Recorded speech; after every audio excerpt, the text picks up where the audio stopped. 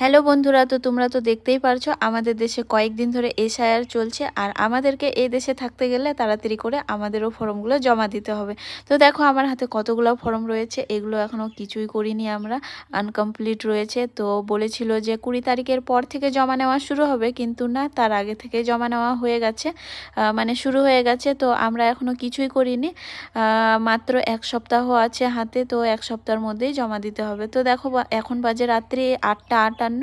আর এইদিকে আছে আমার বর আর আমার বেস্ট ফ্রেন্ড, মানে আমারও বেস্ট ফ্রেন্ড, আমার বড়রও বেস্ট ফ্রেন্ড, দুজনেরই।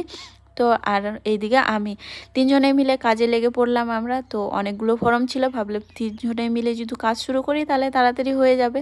তো সেই জন্য তিনজনে কাজে লেগে পড়লাম। তো আমরা নিজেদের ফর্মগুলো নিজেরাই ফিল আপ করেছি, বাড়িতে করেছি, কোনো কিছু প্রবলেম হয়নি আমাদের, আমরা নিজে থেকে করে নিয়েছি।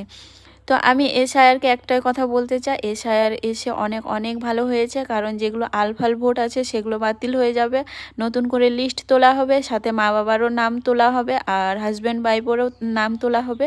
তো সেই জন্য আমি এসআইআরকে অনেক অনেক ধন্যবাদ জানাতে চাই এটা আসার জন্য। অনেকেরই প্রবলেম হচ্ছে জানি, আর প্রবলেম হলেও কিছু করার নেই, জমা তো দিতেই হবে।